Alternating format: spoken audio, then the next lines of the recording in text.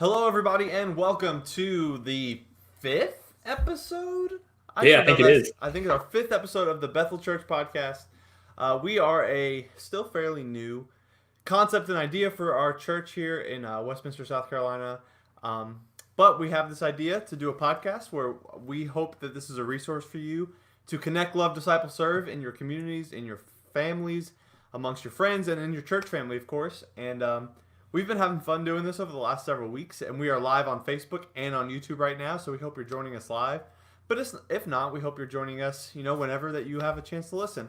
I am Josh Gonsalvo, the student director here at Bethel Baptist Church, and alongside me, as always, is our pastor, Jeromy Dean. How are you, Jeromy? Hey, I'm doing great, Josh. Glad to be here again, man. It's exciting. We came up with this idea several weeks ago in the middle of this coronavirus, pandemic, and how we're kind of getting content out to people. And like you said, I've had a lot of fun kind of answering questions, kind of talking through scripture, talking through discipleship. Our goal is, as a church, is to connect with families, connect with the community, connect with others, and share the gospel. And really make disciples. And so with Connect, Love, Disciple, Serve is our motto. We really want to give tools and information and understanding and just have a conversation about what discipleship looks like, what following Christ looks like. And so that's really what we're about. And so I appreciate those who've sent in some ideas for topics, good questions that you're asking. Josh and I have looked at some of those, and we intend to, over the next few weeks, begin to develop some content on those topics and talk about those. So we want you to tune into those and get your, hopefully, we don't know the answers to all questions and things like that. We rely on what scripture says, but hopefully we'll be able to share in that with you, and you'll hear some things that are helpful. And so that means also too, if you've got some questions, if you're thinking of something and you haven't submitted that to us, if you haven't asked us or shared a topic with us, we'd love to hear from you, because we want this to be a resource to you. So let us know what you're interested in, what you're thinking about, what you're asking about, what you're curious about. And we want to be able to address that. Yeah, absolutely. And you can do that here in the comments on Facebook. You can email either of us. You can email Jeromy at pastor@lovingbethel.com. You can call the church office. You can do it any way that if you want to give us feedback or give us ideas, feel free to reach out. So last week, I interviewed Jeromy, and we just kind of talked about his testimony, his upbringing, his ministry, his family, kind of everything in between. And so today we're flipping the script, and I'm going to pass it over to Jeromy, who's going to ask me those questions, and we're going to talk about my testimony and my story. Yeah, I think it's a great opportunity. I think last week for me was probably the dullest podcast that we'll probably ever do. But I'm excited about this one. I'm excited about talking with you about your background, your testimony, how you came to Christ, all that good stuff. And so we'll just kind of start it out, man. Tell us about your upbringing. Tell us about your family background, brothers, sisters, what you got.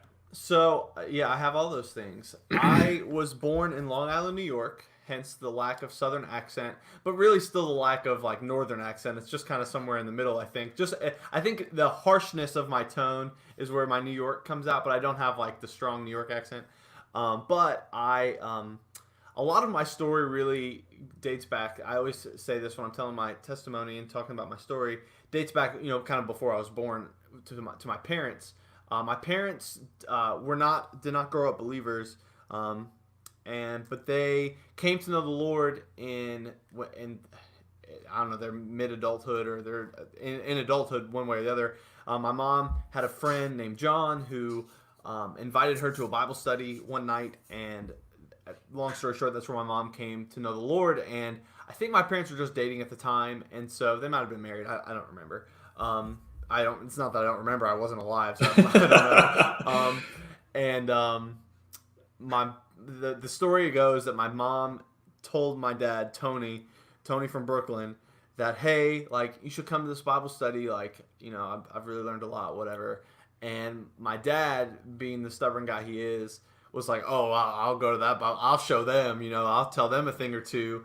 And so he shows up, and then he gets saved, and he gives his heart to the Lord. So, a lot of my testimony dates back to that, because if not for that, who knows? So anyway, Wow. I was born in Long Island, New York. I have a younger brother, Bradley, and a younger sister, Ashton. And really, that's kind of the family breakdown. We moved when I was young, but in terms of my family, that's kind of where it all began. Now, is your family still in New York? I mean, my parents are not, my brother and sister are not, but my extended family is all still up there. Yeah, I got you. So how often do you get to travel up there? Um, Once we moved, we usually went at least once every like year and a half, I'd say, on average. And that's probably still about how often I get a chance to go up there. It depends. Lately it's been, Jenny and I went up just for like a vacation, but lately it's been like weddings or funerals or things, that have been the reasons we've gone up lately. But Yeah. anyway. Yeah. Well, man, tell us your first memory of church. My very first memory of church is my parents went to this big church. Like, it was probably the closest thing to a mega church that had existed back then. And I have a couple of early memories. We didn't stay at that church very long. I don't know if you remember this, Jeromy, but do you remember Salty? No, I don't think I remember Salty. Salty, spelled P-S, like the psalm. It was like this. I need to look it up, but it was like this big blue Bible character. Anyway, I loved Salty as a kid, and I remember Salty came to this church, and it was like the most exciting thing. And I was called up to go on stage in this big thing, but I think I got scared, and this is literally the memory. I got scared, and I ran back to my parents. That's my first earliest memory, but like my first real I mean, I have a lot of fond memories of the church we ended up really sticking with in my childhood, which was a much, much smaller church, like probably a similar size to what Bethel is, maybe even smaller. Yeah.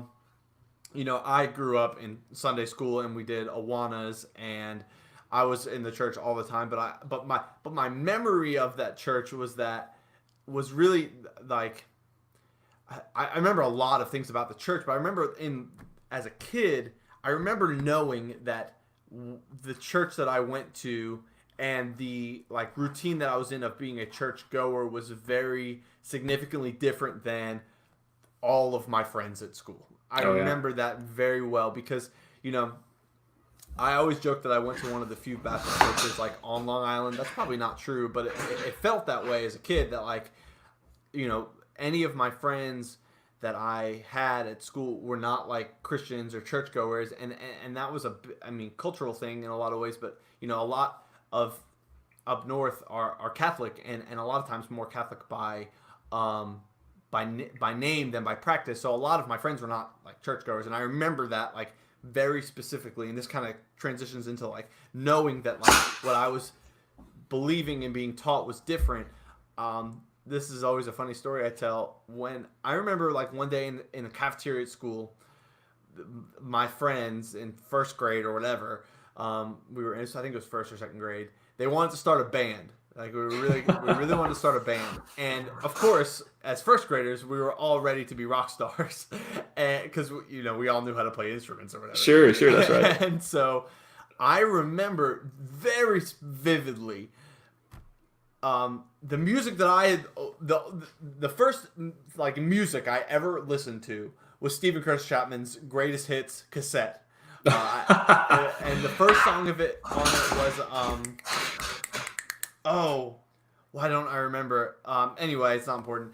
And I remember suggesting to my friends, like, that wanted to start this band, like, well, what if we sang some Christian songs?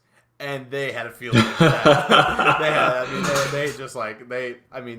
I wouldn't say they tore me to pieces, but my mom is in the comments saying that the first song was The Great Adventure, but I am certain that it was not The Great Adventure. The first song on the track was, what was it? It's going to drive me. Was it Deeper? Was it Deeper? No, it was. I'm going to find it. Because it was. It's going to drive you nuts if you don't find it. Not Home Yet. Yes, it was. Yeah. Yet. Yes, that was the first song on the track. So, or the first track on the record. Anyway, so I just remember my friends had a field day with that. And so. Anyway, that's a long-winded answer. Yeah, so that was when you were in first grade. So you recognize that difference between you and your family being churchgoers and the difference between the community and your friends, things like that. how difficult, or at what point did you kind of struggle with, man, we're different, I'm different, what makes us different, why are we different? I think it was really through a lot, like that story I told, like that. Those are the times I remember thinking like those things. But I also like just I think it was, and I've thought about this before. It's a good question. Like I thought about this before. I think it was always like probably the Lord's protection over Mm. my heart that I didn't struggle a whole lot with that. I think it was just I accepted it as part of who I am. I've always known, like my whole life, regardless of my friends, that I am a unique person, and I'm my own unique person. But I also like am kind of a weirdo in a lot of ways. And we'll talk about like those things that I have like really strong interest in. But like I've always known that, and for the most part, like have accepted that about myself. I've not always handled it well. So in my early going, as like when I was still living in New York as a kid, it wasn't something that I struggled with a whole lot. I think it was just like I just like would wrestle internally with just faith in general, and like asking important questions to Sunday school teachers and parents and whatnot. But Yeah, yeah. So at what point, how old were you, and at what point did you become a Christian? I think I became a Christian at the age of 3, 5, 6, 11, 15. Like I did the song and dance a million times, but I have a few memories, a few different points in my life that I remember like getting saved. So I think that, I think that in my childhood I was always like working out my salvation, which is, which is a biblical part of the process. Yeah, anyway. absolutely. Yeah. And so I don't have a pinpointed one moment. I remember, my mom may not even remember this, like if she's watching. So like, Mom, I hope you remember this. I remember one day in the car with my mom, like asking her like about these things, and then like praying the prayer then. I remember one specific Sunday at Sunday school, where I like was probably asking some difficult questions and praying the prayer then. So like I think just several points throughout my young childhood, like 6 to 10, like I really was like working it out. And then I got baptized when I think I was 9 or 10. Yeah. It was not, we weren't in New York much longer after I'd gotten baptized that we moved. Yeah. Okay. Great, man. That's awesome. I remember the verse in Philippians. I think it's Philippians 2:6 that talks about working out your salvation with fear and trembling. Man, it's something that even now as adults we continue to do. Teenagers continue to do that. We focus on God. We lean on Him, and that whole process, big word, sanctification, right? How He's making us and continually making us into who He is and what He's like. So tell us about your youth group, your teenage years. Did you have a job when you were in a teenager? What was that like? So yeah, so I guess that really takes us to when we moved. That was 2002 that we moved. So September 11th had happened, and I was in 4th grade. And 5 or 6 months later, my mom and dad's best friends, or really my mom's best friend, their family had told my parents that they were considering moving to North Carolina, and my dad, being the very prompt individual that he is, sold our house like that next week. And so we moved long before they did. And as we were pulling out of the driveway with our truck, getting ready to move to North Carolina, I think the story goes my parents were worried that our friends weren't coming. So they eventually did, and we're still very close with them, actually. So when we got here, we kind of church hopped for a little bit before we really landed on the church that I consider my home church, which is Western Avenue in Statesville. And that place was a second home to me through all of my like teenage years. I was in there Wednesday night, Sunday morning, like Tuesday, afternoon, just hanging out. Like I would always find opportunities to just go hang out there. And so my youth group years were very formative for me in a lot of ways, just because I was there all the time, and I always wanted to be plugged in. And even when I was done, like I wanted to still be a part of what was going on in the youth group, and I still was. In terms of jobs I had, my first job was at a little fast food restaurant in Troutman. So I lived in Troutman, which is the town over from Statesville. Where most of my life really took place was like in Statesville. But a little fast food restaurant in Troutman called Cat's Patch. And I worked at Cat's Patch for about 2 months before I walked in one day. I was terrible at it, so in hindsight, it's fine. And so I walked in one day, looked at the schedule, happened to see my name was not on the schedule, and was like, okay, I guess I just didn't get on the schedule this week. And I went to the owner. I hope he's not like watching this because I think we're friends on Facebook. I went to the owner who also like went to our church, and I was just like, hey, am I gonna be on the schedule? He's like, yeah, I'll get you on the schedule again soon. Just kind of working some things out. And I was never on the schedule again. He was being nice, right? Yeah, I guess he's trying. But yeah, and that's fine. I was terrible at it. And that was my first job, and then I was like terrified to ever get a job ever again. What was did you have a funny or embarrassing moment? Oh, I had hundreds, like you said, but yeah, wow, man, so many, so many. I think I could take this opportunity to kind of talk a little bit about, before I get to like the story, the embarrassing story that I usually tell when I'm asked this question. Yeah. A lot of my I've written about this, and maybe I'll repost this sometime soon because I have a blog that I keep up with every once in a while, and I've written about this, and it's a piece I'm particularly proud of. But I would say that my middle school years and even early high school years were, there was two different parts of my world. There was, I mean, and every kid's like church and then school. Yeah. And at school, I would go as far as saying that I was bullied like a lot, like not physically usually, like, but I was made fun of. I was teased. And it was just this. I think this constant like theme in my life that I am different, and I'm not. I don't fit in a lot of places. Which has come to work out in my life, where I like have friends now and I fit in just fine. But like in middle school, like I had a really hard time. And so, you say embarrassing moments. I think of the hard times where like, as opposed to like the funny embarrassing moments, like where I was teased and made fun of and pushed to like, I've always said that like for kids that get bullied, they have like one of three options. They can tell somebody, which is often hard because they're told that's when you become a tattletale and things get more difficult. They can do nothing, and then that gets really difficult on that individual because they're just like penting up all this energy inside them, which ultimately for me resorted in physical and verbal like outbursts. Yeah. And so a lot of times, so like in middle school, I got into fights, or I would like yell at people, and all of the heat ended up turning back on me because I was the one that was pushed to a place of resorting to physical and verbal outbursts. And so I think that a lot of my like middle school, I don't look back on fondly. Not that many people do, right?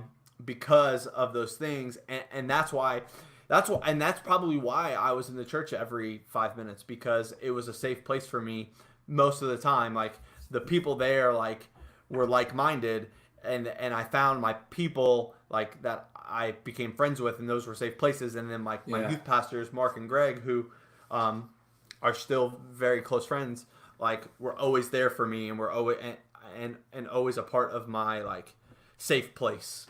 And so let me tell my actual embarrassing story, or my funny embarrassing story. Sure. This is when I was a little bit older. I think I was maybe a senior in high school, or maybe even a freshman in college. I'm not sure. My little sister Ashton had a friend that was having her quinceañera, and there's a big thing. And part of the fanfare of the quinceañera is, at least in this situation, this is the only one I've ever been to, so there was some kind of like choreographed, I would call it a dance kind of processional kind of thing, and everything was very, very choreographed. Yeah. And her friend had gathered like 10 of her close girlfriends, 10 of her close guy friends to be a part of this like choreography, and at the very last minute, like the day of, some like punk 15-year-old boy decided to bail. And so I was called upon in the last minute to be the replacement, which was fine. I wasn't thrilled by the idea, but I was willing to be a team player. And so I was paired up with this this girl. I don't remember her name or anything about her other than I was paired up with her to like do my part of the dance with her, and all of that went fine. It was no big deal. Like that wasn't the problem. But later on in the evening, when it was just kind of the party and everyone was dancing and having a good time, I was walking up to the dance floor and saw my sister. And keep in mind that like all the girls wore the same dress. It's almost like a wedding. Like all the girls wore the same dress. All the guys were wearing tuxedos. And so I see my sister out in the distance, and I like walk up to her, and I like grab her by the waist just to like freak her out. And when she turned around, it was not my sister. It was that girl that I had danced with, but she was like so uncomfortable and so awkward, and like was obviously very like uncomfortable the fact that she had to dance with me that day, because like I was new, she didn't know who I was older, like it freaked her out. And then I did that, she turned around, and I was mortified. Oh man, I understand. The embarrassing, if that were me in that story, the embarrassing part would have been the dancing. That would have been that was probably embarrassing too. But man. Luckily, like I'm confident enough that I can make a fool of myself in that kind of setting and feel okay. There you go. Hey man, well let's move forward in your walk and in your life and stuff. When did you start feeling the draw to ministry? I would say in spurts throughout. I think I always fought a call to ministry, and even like still like battle that sometimes. Like I think that's something else I've always worked out. I don't think I've ever been like a set in stone person in my life. Yeah. And I think that's just kind of the Lord's, how He's made me, and that's fine. But I think that after high school, when or even through high school, I fought it. And then after high school, when I always desired to be back and working with the youth group and being a part of it, that's when I was, working through a call to ministry. I didn't go to school for, ministry or anything. I went to school for music because I played in band growing up. If you've been at Bethel for the last several months, you've probably heard me play the saxophone. That's what I went to college for. So I went to college I originally wanted to be a band director, because I was really, inspired and motivated by my band director growing up. And she was a really positive influence on me. And so I wanted to do that. And so I went to college for it. And about halfway through college, I was given this assignment. And it was an interesting situation because it was the class was woodwind techniques. So it was a class designed to teach you other woodwind instruments. I already obviously played the saxophone, so I didn't have to do that. But I learned a little bit about play the flute, the clarinet, the oboe. I think I even played the bassoon for a little bit. Just but the unique part of that class was that for whatever reason that semester, I was the only student that signed up for that class. So I just met in my professor's office, and we would just it would just be like one-on-one, which was fine. I enjoyed that. But she gave me an assignment. And it's funny that my mom's watching because she was part of this, and my dad. The assignment was that I would have to video record me teaching a lesson to somebody on another instrument other than my own. So I had to teach someone I think I tried to teach my dad the oboe and my mom the clarinet or something. Anyway, and so I did that, and I submitted it. And I remember the day I went in and I got like my feedback on the video lesson, and my teacher, who was really wonderful, like I really enjoyed her. She told me, I remember she started off with all the positive things I did well, and I remember in that moment, it was a really like almost like life changing like 5-minute meeting, because I remember that moment she was telling me these things I did well, and I'm thinking to myself, I'm like, did I nail this? Like, is this like it? Yeah. And then she like cut in the middle and started going all the way the other side of all the things I did not do well, and like all these things one by one by one by one, and I just and it was in that moment that I remember thinking, like, as she was talking about the things that I didn't do well, I remember thinking about each one of those items individually and thinking, I don't care. I don't care. I don't care that I didn't do that well. I don't care that that I didn't do this or this or that. And I remember thinking, I don't want my impact on people or students to solely be like, here's the B flat scale, here's how you finger an F sharp, like here's how you form your embouchure so that you stay in tune. Like I remember thinking like, and I love those things, don't get me wrong, I'm a big music dork, but like, and I really enjoyed learning all that stuff, and I think music education is unbelievably valuable. However, I just remembered in that moment, I was like, I don't think that that's what I want to do. I think I want my impact to be much bigger for the kingdom and for students. And so that is kind of where I realized, like, I think that I'm cut out for something different. So through means of like that moment and that semester mercifully ending, because that semester was very difficult, probably like some of the most difficult things in my life. Hey, my band director is in the comments. Hey, Miss Jamie Kincaid, I'm glad that you're here watching. That is awesome. That is very cool. That's great. I will read that comment later because I don't want to lose focus. What was I saying? Something. Oh, and so that semester being very difficult, very hard, I basically was forced into / chose to kind of alter paths in what my college experience would be the rest of the way. And so I was a music education major at the time, but through, like I said, through kind of, I wouldn't say I failed out of music education because I had an opportunity to continue. I just would have had to delay it a little bit because of just how things went. And so instead I chose to just get my Bachelor of Arts in Music, which the reason that the reason that I chose to get a Bachelor of Arts in Music was because I was like, I didn't want to have to take 5 years of college. I was like, well, if I change this way, I can still finish in 4 years, still get a degree, and be fine. The irony is that I still took 5 years anyway. And so anyway, that's kind of where I am there. That's awesome. That's awesome. So tell me, what was your first experience? I guess leading in ministry. Might have been your first job in ministry. It could have been just a volunteer position. But what was your first experience like that? I don't remember the first. I think it was as a volunteer, probably. Well, actually, there's a couple things.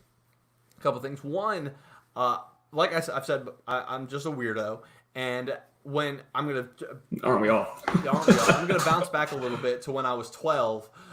When I was 12, I had just gotten off doing a children's musical at the church, where I played the lead role. The musical was called The Good News Cruise, and my character name was Lost in Left Field. It was very funny, but I was the lead role, and for whatever reason, I came out of that, and my mom and Rodney, our choir director at the church, encouraged me to join the adult choir at 12 years old.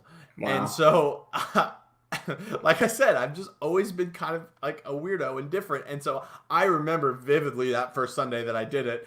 And so that's my first memory of like being in some kind of leadership role, because I was in the choir helping lead the church in worship. So, and I did that. I loved it. I fell in love with it. And I did that for at least 11, 12 years. Like, that's awesome. Sang in the choir, which was really cool. But in a more like actual leadership role, I think, in college, I volunteered with the youth group all the time. I helped lead events. I helped do all these things. Yeah. Which then eventually led into a role with a more official role where I was a summer intern at Western Avenue for a summer with the youth group, which was a lot of fun. And then that really is where we transitioned into another big like part of my heart and life, which is my role working with Clayton King Ministries. And so, I mean, I don't know if you have more questions about that, but those are kind of the first memories. Yeah. I know we're at 30 minutes about right now, so we got a few more. I got a few more questions though. We might not be able to get to everything, but we want to hear more about your ministry and stuff. But really, I want to back up and talk about your wife, Jenny. We're so glad that she's with us, and so tell us a little bit about that, how you guys came to know each other, and how you popped the question, all that good stuff. Yeah, that's funny. So that's perfect. That's a perfect transition. So long story short, I worked at a summer camp with Clayton King Ministries, and did that for a few summers, loved it, and then took on an internship role where I moved to Anderson, South Carolina, and lived in this duplex with all the other interns. So one side of the house was the 4 guys, the other side of the house was the 4 girls. It was a year-long internship and discipleship program that doesn't quite exist in the same form that it did then, but it was just a really cool opportunity. So in that house, among the other 4 interns was Jenny, and I had known Jenny a little bit because we had worked summer camp together, but we were never like super tight or anything. We were friends, but whatever. And the summer before that we moved into the house, I remember my dad telling my mom, he pointed out Jenny, knowing she was going to be in the house, and said, she's the one. She's who Josh is going to marry. And which is funny because I did not think that. At the time, I was like, no, that's not true. And so as the year went on, I just started to kind of fall for her, like as any person would. And so, but the way that the house was structured, and because we were living under the same roof technically and working for the ministry, they had very strict rules about these kind of things, as you would imagine. And so we were not allowed to pursue a relationship with one another. When is that? When do rules stop me? And so but I couldn't, but it wasn't a thing where it was like, hey, if you have feelings for someone, if you like want to like, we would encourage that outside of this context. We just like have to follow some rules with this. So when that kind of information started to come out, meaning like I told people that I was like interested, Jenny was not. She was very much not interested. I remember the conversation. I remember when it came to a boiling point and I sat down with Jenny to like just be like, all right, I got to be open and honest about how I feel and how these things are. She basically said, actually, I remember exactly what she said. She said, when I came into this year, I saw you guys as brothers, and I still feel that way. And I remember being like, well, that's unfortunate. But the funny thing is that she came to that conversation thinking that she told me a harsh no. She thought she told me a hard no. But somewhere in the conversation, she basically said, she said, outside of this context, maybe there's a world where like this could happen, but like right now it's just a no. And so I took that maybe and I ran with it. There's a chance. There's a chance I ran with it. So I stayed persistent it was really just like the next month or so until Jenny came around, and she came around and kind of said that she was feeling the same way. And so we took it to the leadership at Clayton Community Ministries, said this is kind of where we are in this, and they sat us down, talked about us, said we support this, but it needs to wait.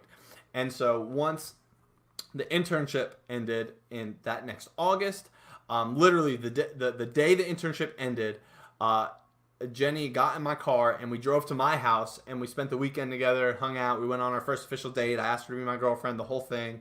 Yeah. And really it was kind of smooth sailing from there. Then it was the year later, so that was August, and the next September, September 2017, I kind of planned this whole elaborate thing to propose where I got a bunch of her girlfriends to plan this girls' night out where they were going to go get their nails done, go get dinner, go take pictures at Falls Park in Greenville, this whole thing. And I even told Jenny that we were having a guys' night where we were going to Asheville to see one of our friends who was very conveniently, and this part is true, one of our friends was playing a house show in Asheville. And I said, well, you guys decided to do this because obviously I didn't plan it. You guys are having this girls' night. I'm going to go have this guys' day out in Asheville. And I took that ruse so seriously. Like, I posted pictures on Instagram about how we were in Asheville. I did all these things because Jenny was starting to get suspicious. So anyway, they get to the park, the girls, and then she comes around this corner, and then I'm waiting there. She comes down. I propose. Oh, that's awesome. And now we're married. That's great. And how long have you guys been married? We've been married. It'll be 2 years in June. Awesome, man. That's great. That's great. Well, man, we got this. We are running out of time, but I want to kind of wrap it up this way. Here at Bethel, you are serving with our kids ministry. You are serving with our youth ministry. And you're also doing a lot of volunteer work with our music ministry. Man, we really appreciate you and all the gifts and talents and things that God has given you and brought you to the church with. Tell us briefly kind of how you got connected to Bethel, how that came about, and anything else you want to tag on and kind of add.